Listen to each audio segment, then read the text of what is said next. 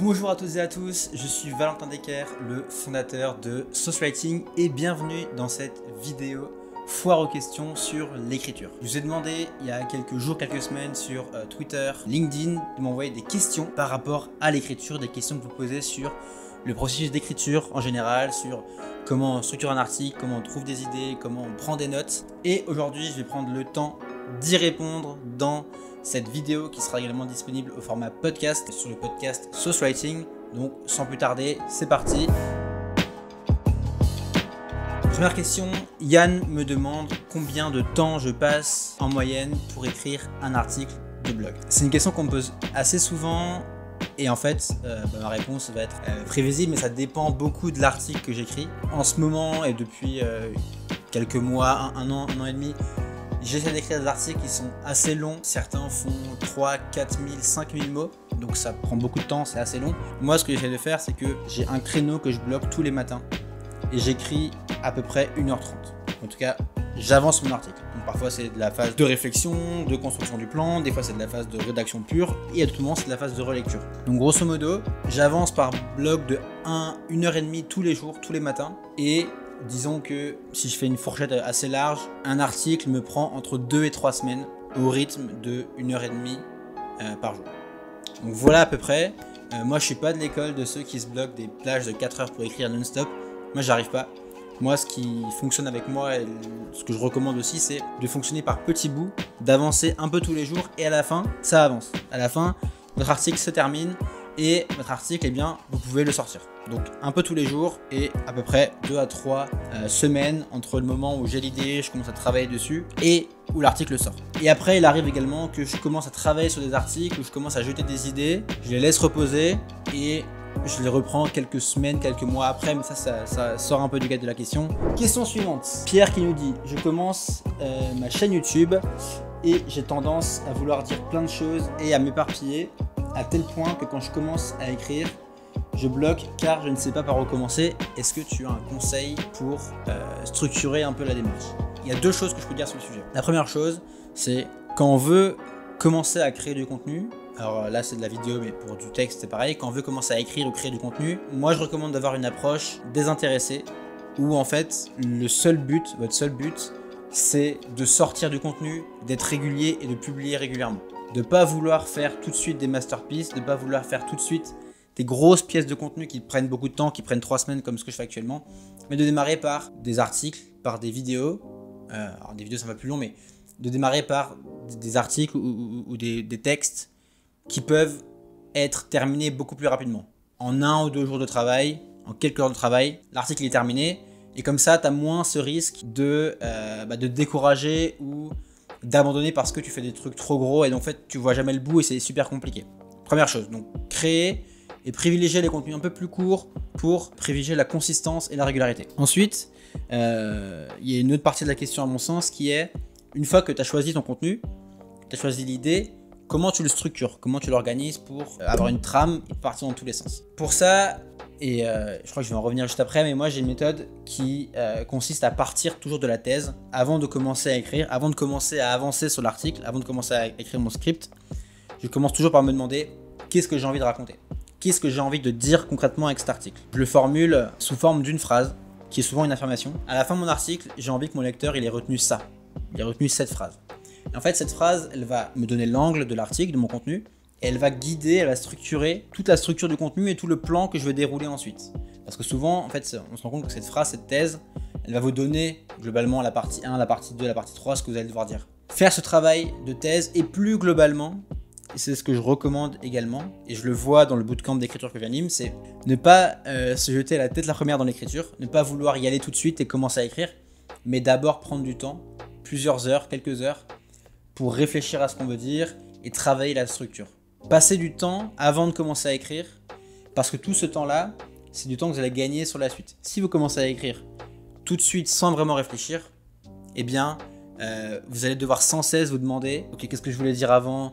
Comment ça s'insère par rapport à ce que je vais dire après, par rapport à ce que je dis avant ? Ok, quel est le rapport avec mon intro, avec ce que je disais après, mon exemple, en quoi il est pertinent ?» En fait, ça arrive, ces questions arrivent parce que vous n'avez pas fait un assez bon travail ou gros travail avant de vous demander vraiment ce que vous voulez dire. Donc, prenez du temps, quelques heures, pour juste travailler la structure et le plan que vous voulez dire avant de commencer à écrire. Et ensuite, toutes les idées qui ne rentrent pas dans cette thèse, dans la trame, vous les mettez de côté et vous les gardez pour autre part. Je sais que c'est dur quand on a plein de matériel de vouloir tout mettre, mais il faut résister à l'envie d'en mettre un maximum et uniquement garder ce qui est le plus pertinent.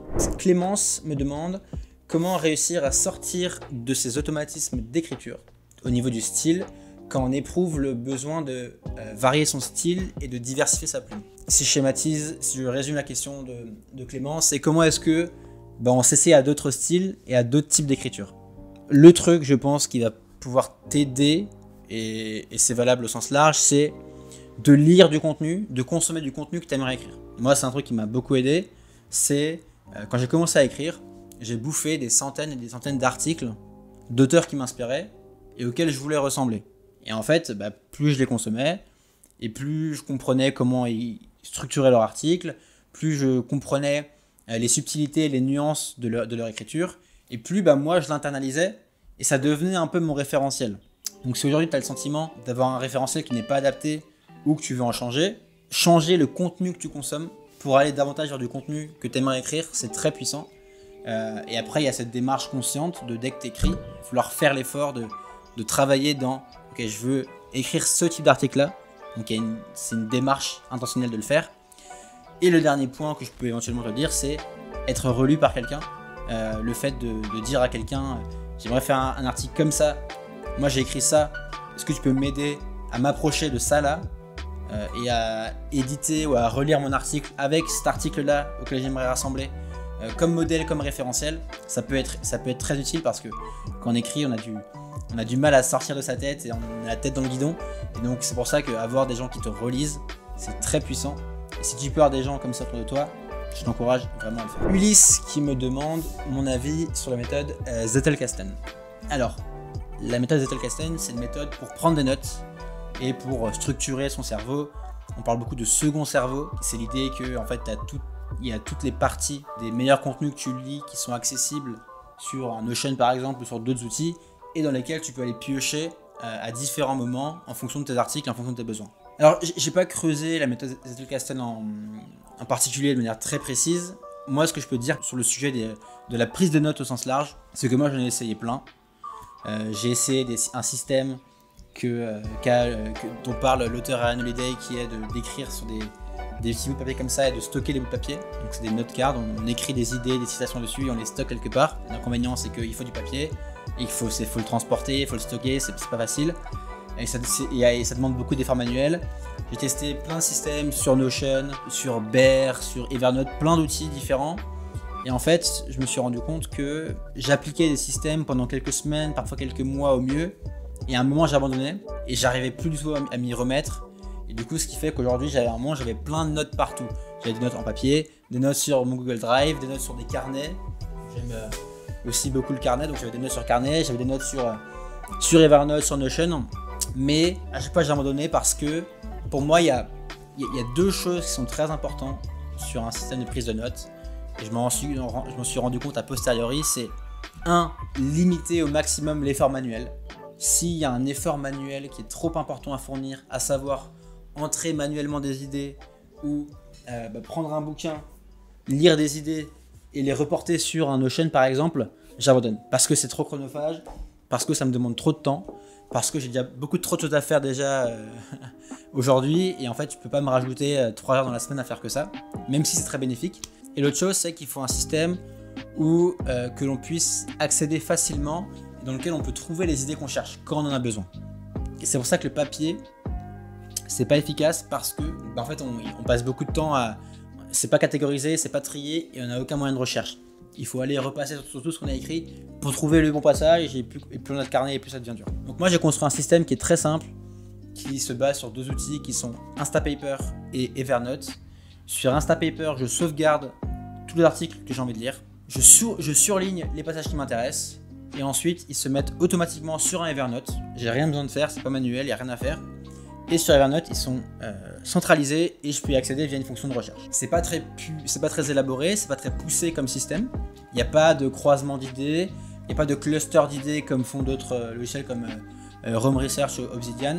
Il n'y a pas tout ça. Par contre, l'avantage c'est que c'est light, ça me prend 0 temps à entretenir et que c'est tout le temps accessible. C'est moi ce que je recherche, un système qui est light et qui me prend 0 temps parce que je n'ai pas de temps à y consacrer, en tout cas pas assez pour que ça fonctionne vraiment bien. Donc j'ai choisi ce compromis-là qui fonctionne et dès que j'écris un article, je vais dans mon Evernote, je scroll et je prends les idées qui m'intéressent et je recherche les thèmes sur lesquels j'écris et je prends ce qui m'intéresse et je le mets dans mon article. Question de Fanny, qu'est-ce qu'un titre accrocheur et comment bien choisir les mots que notre client idéal va voir en premier? Alors la question du titre, c'est une question qui revient souvent et pour moi, elle n'est pas aussi centrale qu'elle en a l'air. Surtout pour un article. Pour autant, et je vais vous expliquer juste après pourquoi, mais pour autant, pour moi, un titre qui est réussi, il doit prendre en compte 2 ou 3 ingrédients. Le premier, c'est qu'il doit donner un sens, une idée, un aperçu de ce dont va parler l'article. Donc il ne faut pas qu'il soit déconnecté, il ne faut pas qu'il soit trop putaclic et qu'il soit complètement hors sujet par rapport à l'article. Il faut quand même qu'on puisse avoir une vague idée de ce dont ça va parler. Et surtout, il faut qu'il attire la curiosité, il faut qu'il donne envie de cliquer. Et l'aspect curiosité, ça se manifeste très simplement par une question ou le sentiment qu'on va découvrir quelque chose d'intéressant. Le sentiment qu'on va passer un bon moment en lisant l'article. Donc pour moi, un bon titre, il a ces deux ingrédients.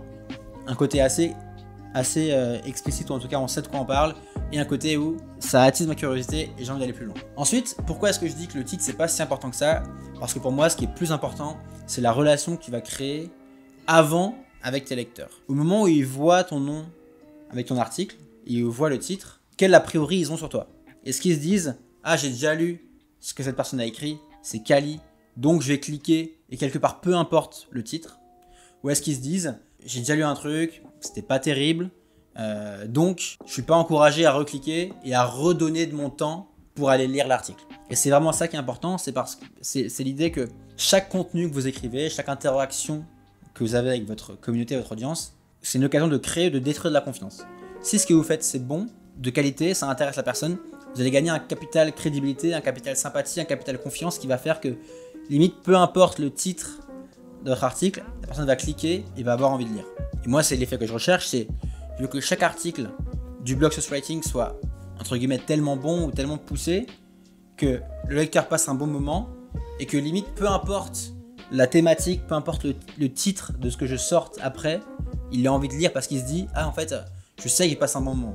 Je sais que je vais lire un truc qui va me faire kiffer et ça va être intéressant et ça va être chouette. » Donc c'est vraiment cet effet-là qu'on cherche et donc ça prend du temps et il faut investir sur la qualité et ne pas négliger ça. Le titre, c'est qu'une toute petite partie du succès de votre article. Mais investissez vraiment sur le côté « Je veux que mes lecteurs soient fidèles » et ils sont fidèles parce qu'on fait de la qualité. Question de Anata. J'aimerais créer mon blog pour asseoir mon expertise et attirer des clients. Est-ce que je dois parler de mon expertise sur le blog ou est-ce que je dois m'adresser directement aux clients que je veux attirer? Alors pour moi, déjà, ces deux questions, elles ne sont pas contradictoires.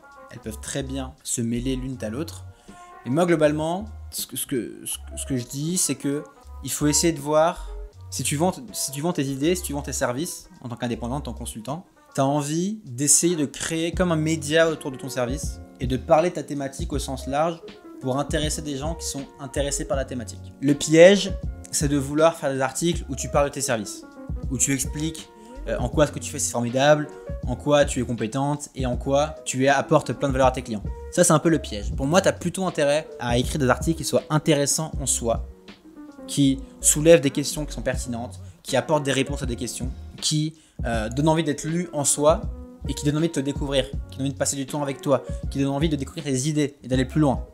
Et de revenir et de revenir et de laisser son email et de s'abonner à ce que tu fais. Et ça, tu vas difficilement l'atteindre en parlant de tes services et en parlant uniquement de ce que tu fais.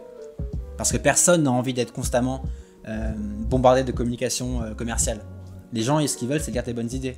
Et ils vont lire tes bonnes idées et en même temps, ils vont voir que tu es consultant, que tu vends tes idées, que tu vends X ou Y et ils vont vouloir aller plus loin. Ils vont creuser naturellement. Ils vont dire « Ah, en fait, ce qu'elle fait, c'est hyper intéressant. J'ai envie de travailler avec elle. » Et donc, ils vont aller plus loin. Et donc, moi, ce que je fais sur le blog Socialwriting, par exemple, c'est que je parle très peu des programmes que je fais, je parle très peu de ce que je vends, mais je parle d'écriture, je parle de création, je parle d'idées au sens large pour intéresser des gens qui s'intéressent à ces sujets-là et pour ensuite qu'ils se disent « Ah, en fait, c'est chouette ce qu'il fait, je vais creuser un peu et je vais aller voir les onglets du site, je vais me balader sur son blog, je vais laisser mon email et peut-être que dans le futur, ils vont acheter une formation, suivre un bootcamp et aller plus loin avec moi. Mais moi, je veux vraiment créer du contenu intéressant en soi, dénué de démarche commerciale. Donc voilà pour Anata, j'espère que j'ai répondu à ta question. Florine qui me demande « Est-ce que j'ai des conseils pour éviter de s'éparpiller dans l'écriture ? Je commence beaucoup d'histoires, mais je ne les termine pas. » J'ai 2 choses que je peux te dire par rapport à ça. Un peu comme ce que j'ai dit précédemment, commence par des contenus peut-être plus courts. Peut-être que tu abandonnes parce que tes contenus sont trop longs et donc du coup qui te prennent trop de temps. Donc tu as le temps de te disperser. Et peut-être que le fait de faire des contenus plus courts, tu as des 500 mots, des 800 mots, des 1000 mots, en fait, vu que ça va te prendre moins de temps, tu auras moins d'occasion de te disperser. Donc ça peut être une manière de faire. Et sinon, il faut essayer d'avoir cette discipline de te dire je ne commence rien tant que je n'ai pas fini ce qui est en cours. Et si j'ai une idée, je la note quelque part, je la sors de mon esprit, parce que je pense que le piège, c'est quand tu veux garder tes idées dans ta tête, et donc en fait tu veux jongler avec et tu as peur de les oublier. Non, tu te fais un fichier brain dump où tu mets tes idées dedans, tu les gardes quelque part, et tu sais que quand tu auras fait ton article, tu pourras revenir dessus pour aller piocher dans les idées. Et tu n'auras pas le sentiment d'avoir perdu quelque chose. Donc voilà là-dessus. Et deuxième question, comment adapter mon écriture à un contexte professionnel? Comment savoir si j'ai le bon ton pour mon public cible? Je comprends très bien l'idée de contexte professionnel, même si je trouve que c'est un peu une idée reçue et que moi j'encourage tout le monde à plutôt avoir un style qui lui ressemble, un style qui est propre à toi en fait. À moins que tu n'insultes les gens ou à moins que tu fasses des digressions pas possibles, des digressions terribles. En fait, un style pro, c'est un style qui est normal en fait, c'est un style qui est naturel et tu as envie d'intéresser foncièrement les gens à ce que tu fais et tu as envie qu'ils s'intéressent à toi, à ton approche et qu'ils s'y identifient. Je peux donner l'exemple d'une newsletter qui s'appelle Not Boring, donc c'est en anglais. Donc l'auteur qui s'appelle Packy McCormick, en fait il fait des analyses business, qui est un sujet parfaitement sérieux, parfaitement professionnel. Il prend une entreprise et analyse son marché, sa concurrence, les perspectives de croissance, il analyse tout ça. Et il en fait des newsletters qui sont très longues. Et surtout, ce qui fait sa singularité, c'est qu'il prend des références de la pop culture, il prend des références de tous les jours, des films, des séries, de la musique, du rap, il prend des mèmes, il fait des blagues, et il a un style qui est très léger. Mais en fait, ça fonctionne parce que c'est son style à lui. Et même si c'est pas professionnel au sens lisse, carré ou froid, en fait, il a sa patte à laquelle des gens s'identifient, et c'est ce qui fait que son truc cartonne. Parce qu'il cherche pas à faire quelque chose qui rentre dans les codes, il fait ce qui est profondément, ce qui correspond à son style et à l'image qu'il a envie de véhiculer, et ça intéresse des gens, même sur un sujet a priori ennuyant qui est l'analyse business. Voilà ce que je peux te dire, et ensuite comment savoir si ça résonne avec ma cible? Fais des tests, parle à ta cible, publie des choses et vois si ça résonne ou pas. Publie, et vois si des gens te contactent, si on va plus loin avec toi, si on engage des discussions avec toi. Si c'est le cas, c'est bon signe. Si c'est pas le cas, peut-être qu'il y a des choses à revoir. Et je rajoute une dernière chose. Je trouve que au début, le truc le plus simple, c'est de vouloir attirer des gens comme toi. Si tu es dans la thématique, si toi-même tu es intéressé par la thématique sur laquelle tu écris, ça va être beaucoup plus simple. Parce que tu connais les codes, tu connais le langage, tu connais le style, et parce que tu l'as internalisé. Et donc en fait, en parlant avec tes mots, tu parles déjà comme ta cible. Donc là-dessus, l'enjeu, il est pas aussi capital qu'on pourrait le penser. Essaye de te rapprocher, voilà, je sais que c'est un conseil qu'on entend souvent, mais essaye de te rapprocher de ton style à toi ou de ce qui te ressemble profondément et ça va intéresser des gens. Je trouve que la question de se demander comment est-ce que ça peut être professionnel, elle est pas utile. Parce que tout est professionnel. Aujourd'hui, tout est pro. Il n'y a plus vraiment de distinction loisir, pro. Tous les loisirs peuvent devenir pro et une newsletter qui a un style très léger, qui fait des blagues, qui prend des références dans les mèmes, peut avoir un intérêt professionnel. Ensuite, Cécile qui nous demande « J'ai du mal à faire le squelette de mes articles. J'ai beaucoup d'idées différentes qui se mélangent et j'ai peur qu'on ne comprenne pas mon raisonnement. » Je redis ce que j'ai dit juste avant. Pars toujours de la thèse. Pars de « Voici ce que j'ai envie de dire. Voici la phrase que j'ai envie que mon lecteur retienne. » Et ensuite, tu construis ton article à rebours par rapport à ça. Tu te demandes « Si je veux convaincre mon lecteur de ça, qu'est-ce que je dois lui dire avant? Par quelle étape il doit passer pour en être convaincu. Et ces étapes, c'est ton plan, c'est la structure de ce que tu déploies. Et ensuite, il faut être très rigoureux dans le côté, tout ce qui ne rentre pas dans cette trame-là, je le mets de côté, je le supprime, je le sors de l'article et je le garde pour un autre article. Mais il faut que ce soit vraiment focus sur ta thèse et ce que tu as envie de véhiculer. Deuxième question de Cécile qui me demande: j'ai beaucoup d'idées pour parler de ce que je fais, mais j'aimerais trouver des idées qui pourraient aider les porteurs de projets innovants et singuliers dans leur com ou dans leur organisation. Alors, il n'y a pas de question, mais c'est comment est-ce que j'imagine que c'est comment est-ce que tu trouves des idées d'articles et de contenu à écrire pour aider ta cible. Ça rejoint pas mal de choses que j'ai dit avant, mais si tu es toi-même dans ta cible, écris les articles que tu aimerais lire, écris les articles que tu aimerais découvrir, réponds aux questions que tu te poses toi-même et n'hésite pas à parler à ta cible. N'hésite pas à lui demander directement ce qu'elle veut. Il faut que tu connaisses précisément ses besoins, que tu saches ce qu'elle attend comme contenu. Et troisième point, et ça c'est un point qui est peut-être valable pour toutes les questions que j'ai eues avant et que je vois beaucoup dans l'écriture, c'est n'attends pas d'avoir le plan parfait avant de te lancer.